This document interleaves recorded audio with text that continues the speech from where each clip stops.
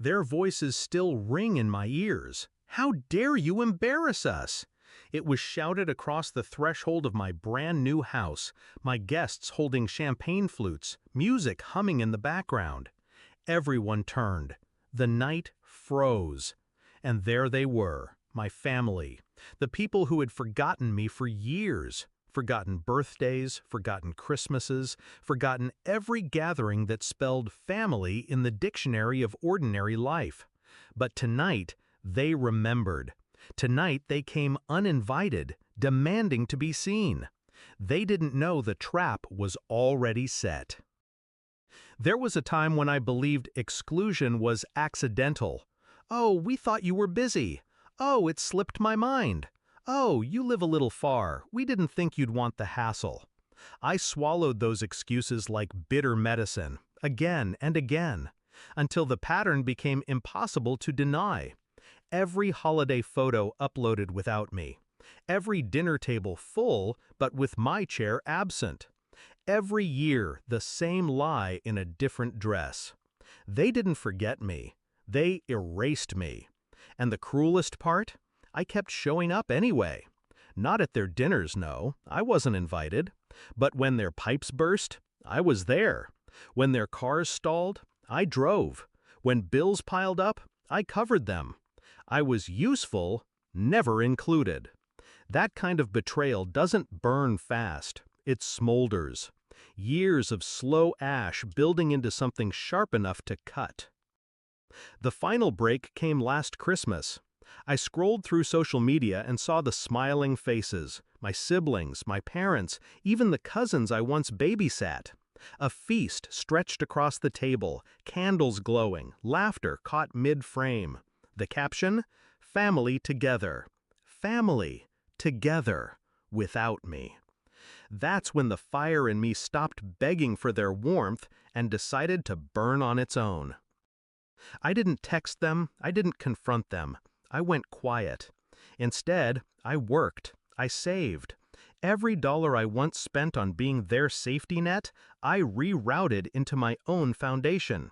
While they celebrated without me, I met with realtors. While they laughed at tables I was barred from, I signed papers. I bought a house. Not just 4 walls and a roof, a stage, a weapon, my arena. Because revenge doesn't always look like destruction. Sometimes it looks like success. Sometimes the cruelest cut is thriving without the ones who tried to bury you. I planned my housewarming with precision.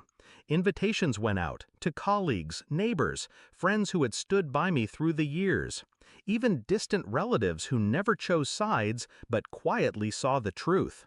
Everyone came. Cars lined the street. My living room glowed with warmth, laughter, and the sound of glasses clinking. For once, the celebration revolved around me. And then, like clockwork, my family showed up. No invitation, no warning, just entitlement wrapped in fury. They walked in, scanning the crowd, realizing they were the only ones absent from my guest list. The air shifted. Whispers began. And then the shout, "How dare you embarrass us?" I turned to face them, calm, steady. The silence stretched like a held breath. Embarrass them? I stepped closer, every word deliberate, each one aimed like a knife. You forgot me for years. Every holiday, every dinner, every tradition you claimed was about family, you erased me from it. And I stayed quiet. I let you do it. But tonight, I didn't forget you.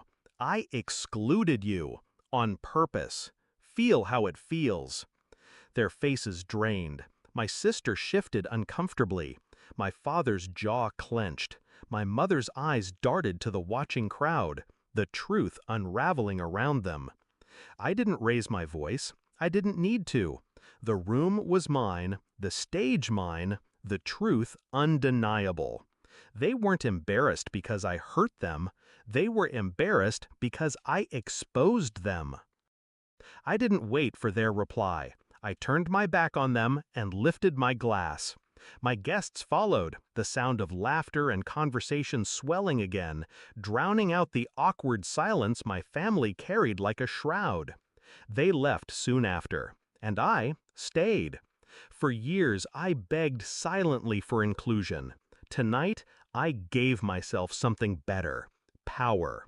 I didn't destroy them, I simply let the world see them for what they were. And I let them feel, if only once, the weight of being invisible.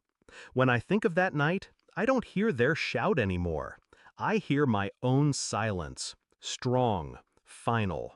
And if they ever ask me again how I dared to embarrass them, my answer will always be the same. I didn't embarrass you. I mirrored you, and you didn't like the reflection.